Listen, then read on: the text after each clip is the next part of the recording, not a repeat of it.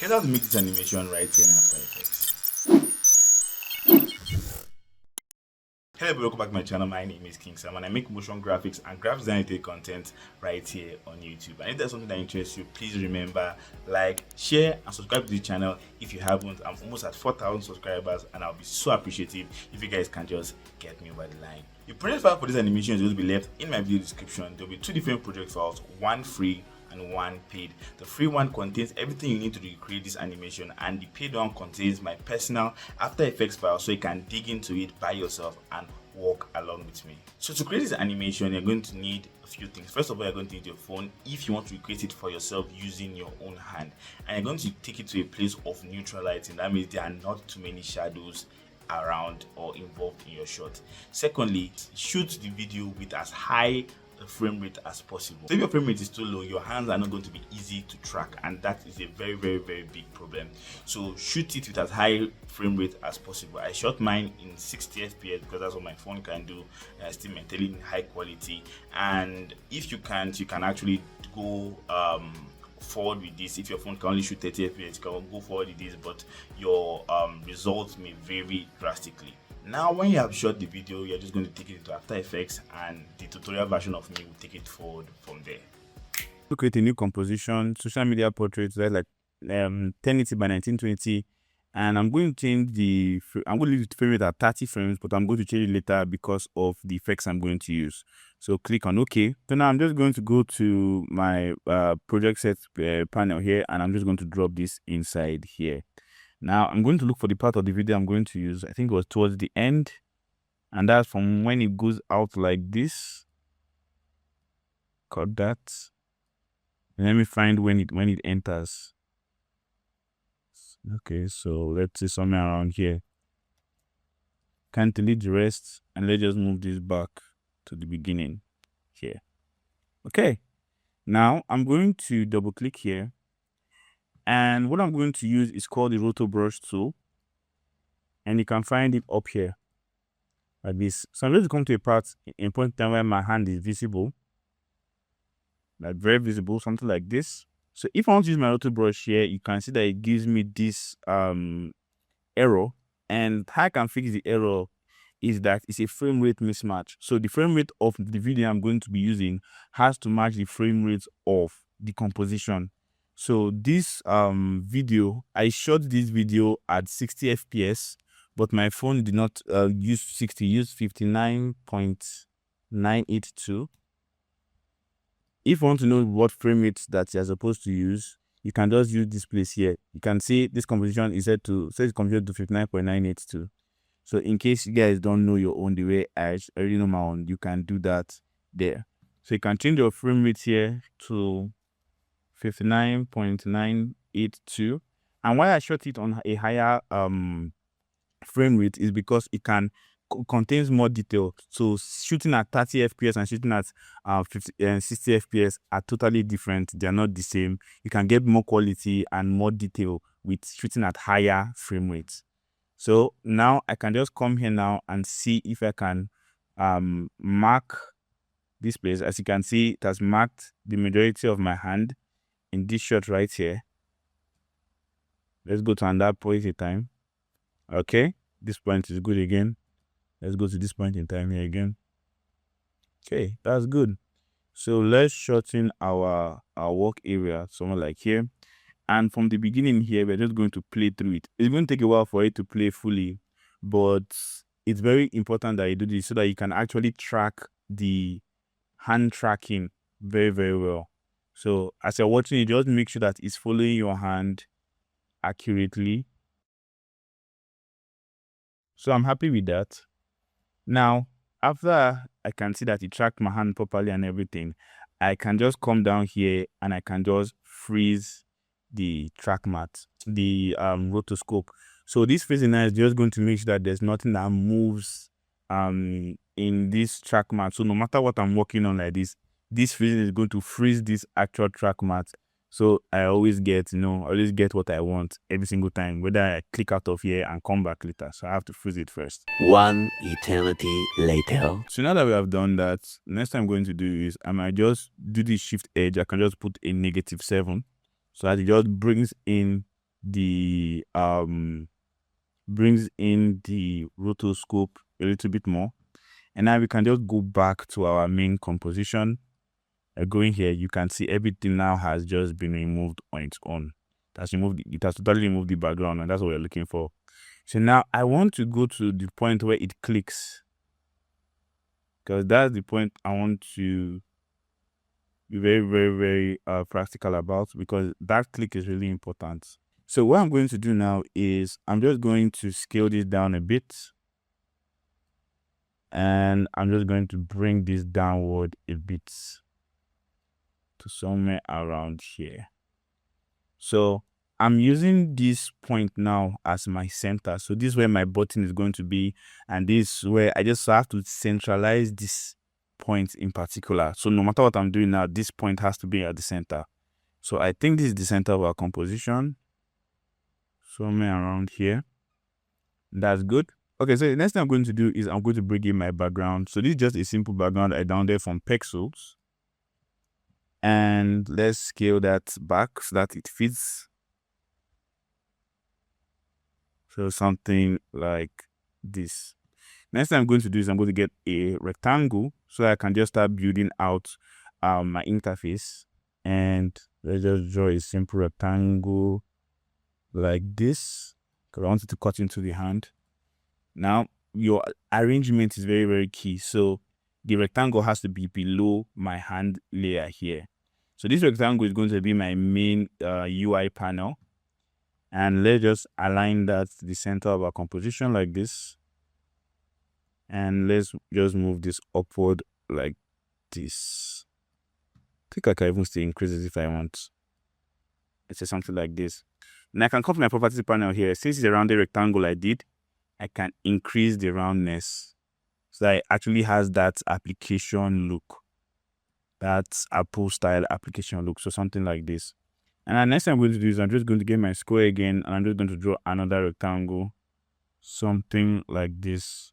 Now I'm going to be using it for my secondary button. So that's this. Get my anchor point and align it to the center of my composition like this, and bring it below my shape layer here. So I just want this button now to be directly on the hand like this. So I think you already see what I'm going for here. So next thing I'm going to do is I'm going to create that my blur UI background here. And what I'm going to do is I'm going to get this my background. I'm going to duplicate the background, and I'm just going to my effect and preset panel here, and I'm going to start blur, and I'm going to apply fastbox blur on this second one here, and I'm just going to increase the fastbox blur like this. Now I'm going to change the track matte of this one to my shape layer one. Now you can see they already have it looking like a UI panel. The only difference is that the UI panel, normally the edges of the UI panel used to kind of have this, let's say, glue or something. So to just easily recreate that, I can duplicate this my UI panel and I can unhide it now. And for the fill, I'm just going with like a negative fill. And for the stroke, I would leave my stroke at 2. And the stroke is going to be like white color. But on my stroke settings like this, I'm going to drop the opacity to around 13, like that. So as like you can see now, it has this subtle border around it.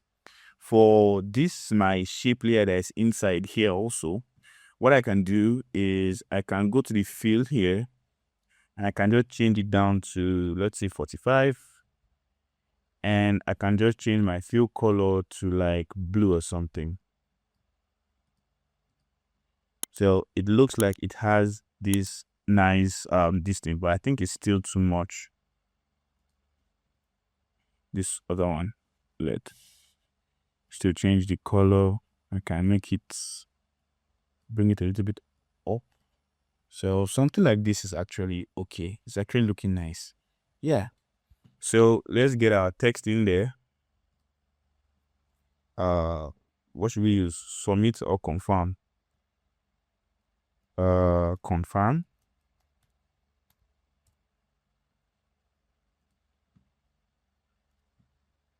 And let's centralize our anchor points. And let's just move that back. And can go to my align and just make sure it's aligned to the center of my composition. Move that below my finger layer here, and I can select these two and align them to each other. So for the color of this my confirm, I don't want it to be this bright, so I can just bring down the color a bit. And I can also reduce this font size. So we have something simple and sweet looking like this. Now let's add what I'm going to swipe between. So I'm going to just use drinks for this, and all the drinks I was just able to just download, pull the picture of the drinks from the internet. And we have Sprite, we have Fanta, we have Pepsi, we have all of them. So for this Sprite now, I can just bring the Sprite into this place like this. You can see how big it is. So we're going to scale it down also. Let's say something like this. And we're just going to shift and drag it down. It's somewhere like this. And let's find our Sprite bottle and our Sprite can. Let's drop our Sprite can inside our composition. And let's just bring that up a bit. And for the sake of this thing, I want to just make sure that it's in the center of our composition. We have this UI elements looking like this.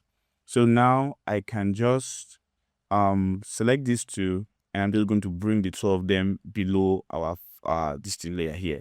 Now, the first thing we're going to do is we're going to do our opening animation. So this opening animation is going to happen when the hand is just newly coming on. So we're going to just play our animation to somewhere around here where the hand is just stabilizing. So let's go back again, play it here. And this, by this time like this, our UI panel is supposed to have been like opened.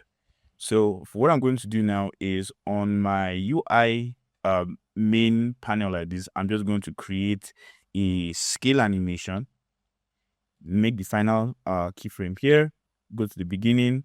I'm going to unlink this, and I'm just going to, sorry, not this way, I'm just going to bring it in like this. And I'm just going to change this to 0. Now, what we can do is I can move this in a little bit, and I'm going to use this keyframe, open up my graph editor, and I'm just going to drag this in like this. If you want to join my After Effects mentorship, if you want to supercharge your After Effects learning, you can come. It's starting on the 30th of this month. Registrations are still ongoing. You can reach out to me through my Gmail, or you can reach out to me through the After Effects community. The link is in the video description. And without talking too much, let's jump right to the video. Now, if you play back, you have the panel opening up like that, and that's looking cool.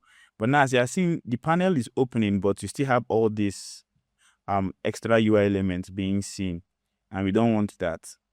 So what I can do is I can duplicate this my shape layer here, and I'm just going to rename that and call it matte. And this will be very, very important. So what I can do is I can select all these my layers, all these confirm sprites, all of them here. And I'm just going to change their track matte to this matte layer here. So it's going to hide when it's closed. Where is my shape layer for my confirm? All these my confirm and everything. This and this. Changing the track match to matte layer. So when it's closed here, you can see nothing shows. Our line is still showing, but we'll solve that shortly. So it's going to turn into a matte for everything. So when the UI is opening like this, it opens very, very cool, and then you can see everything that is there very, very fast. Okay, so the last thing I'm going to work on is this line that is still on the screen. And what I can do is I can go to the line layer here, and I'm just going to open up my scale for the line, and I'm just going to parent this to my original scale here.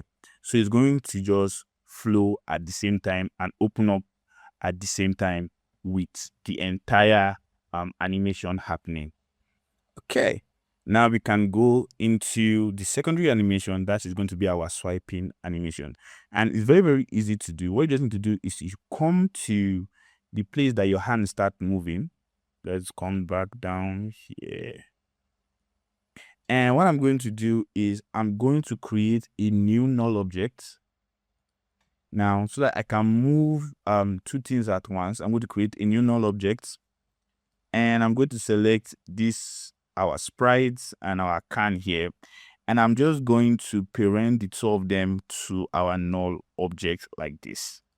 So if we click P on our null here, if I move the position, I can move the two of them at the same time.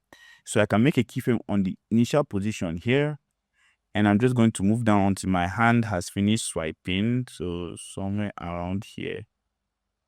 And by this time, our this thing's supposed to be out like this. This is supposed to be out, so I can just drag it. Now let's just just drag it out like that. So you can see our animation, it's looking good. But now let's just add some easing. So select this, hit F9 to easy ease, open up your graph editor again, and you're just going to drag that inward also. Okay, in case your system is lagging for now and you want to preview it very, very fast, you can just shut off this like that, so that we can just animate everything very, very fast, so that your playback will be much more faster. Then you can turn on the layers later. Now, that is very, very good. And at this point here like this, we're not seeing it anymore. So I can just select these three and Ctrl+Shift+D and delete the excess. Now, the next thing I'm going to do is I'm going to bring in my Coke. And let's drop that in. Now, I'm going to bring it back first so that I can use this other one to align it properly. But something like this is actually really good. So I can come down to this point in time here, and I can just select these two, and I'm just going to move them to start from somewhere around here, because it's going to start with the movement of the fingers here. Now I can select this my null object here, and I can duplicate my null and just bring it to the top. So instead of creating a new null, I can just bring this one to the top like this and just reuse it. So I'm going to hit U on my null, and what I'm going to do is my initial positions. First of all, let's just parent these two to this my new null. So my initial position for this now is going to be outside, but this is going to be my final position. So I can come to around here. I'm going to make another keyframe, go to the beginning now, and this is supposed to be outside the other way. So I can now drag these two out the other way. Now, as you can see, you can still visibly see it, even though it has passed this place. And what I say, we are going to use our matte. So I'm going to select these two objects, and I'm just going to change the matte to our matte layer here. That's why you always need your matte layer. Now you can see you cannot see it anymore. I can just keep on dragging this the other way. Now for this part here, I'm just going to hit my F9 here, easy is open up my graph editor, and I'm just going to drag that in like this. So now if you go back here and let's play it back, you can see it's a very cool swipe animation. So now let's go to our second swipe. This swipe is okay, and let's go to our second swipe. And I think the swipe is actually on point right now. So what I'm going to do, come down to this end here. I'm going to select everything here, and I'm going to do Ctrl+Shift+D and delete the excess. So now we have these two here, and it's the same process I'm going to do with the other one. Let's find our Fanta. Maybe it's our Fanta.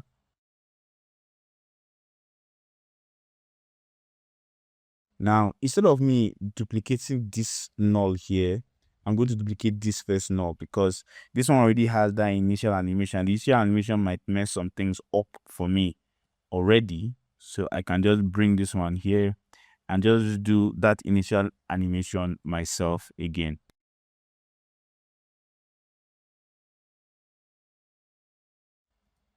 So we have made the order transition. That's cool.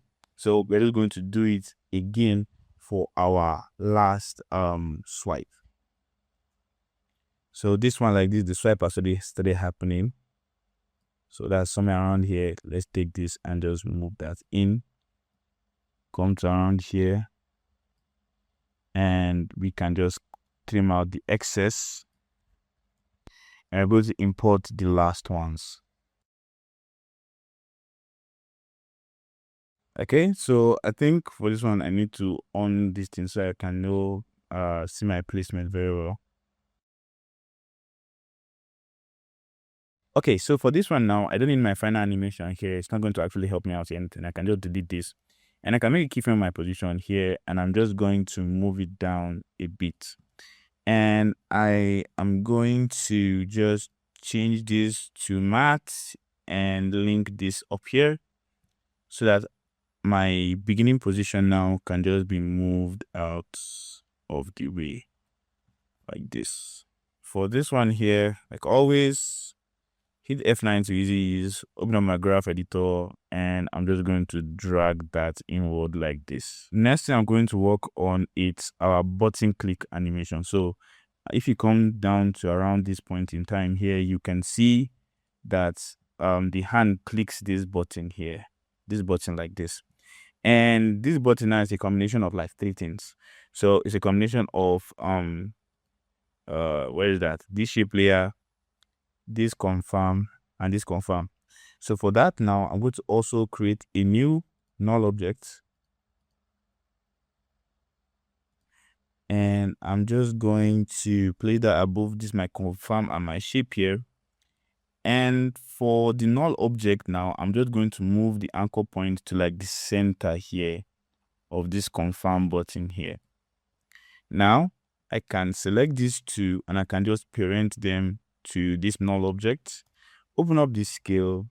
When it's clicked, that is here, it's supposed to reduce in scale. So I can just move this forward. When it's being clicked, I can just take it down to like 95.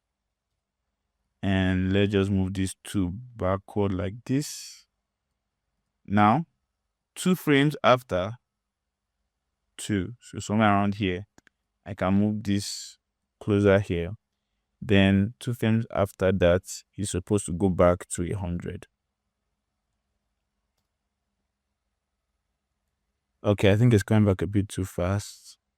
Check it out again. Still fast. Just to get out here. Cool. So if anything I'm going to do is on my shape layer here, I think I want to just have a bit of a color shift. So if I go to my properties panel here, you can see on my fill color here, I have this stopwatch. So I can make a keyframe on my fill color here. And let's open up the keyframe of that. Now I can move this to the beginning here. So I'm just going to line it up with this keyframe here. Come down to this next keyframe and I can just change this to like white. Then come back here.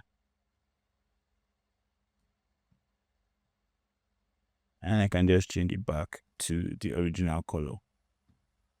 So it's just going to give a different visual, like when it's clicked till like when it's not clicked. So something like that. So I can just switch on this my layers now so that I can see everything back the way it is. Now you can understand that this might look a bit off because my hand doesn't match the room. So the next thing I'm going to show you guys is we have to do a little bit of color correction on my body so that my body can better match the room that I'm in. And what I just need to do is I can come my first time preset panel here and I can come and just type in color. And if you come down here, you can see something called color balance. And I can just balance the color because, it's a purple room. So there'll be a lot of blues. So I think I can just increase this one to something absurd. I think 70 something is going to be perfect. And to create purple is blue and red. So I need to just increase red a little bit more. Okay. So I think I can still increase this one. Let's just bump that up. So it gives this one like 49. I think I can just increase this one up a little bit. Let's say 21 here. Okay. I think that is okay. A bit. I think the blue is still a little bit much. Yeah, I think something like this is going to be okay. And I can also like add a little bit of contrast.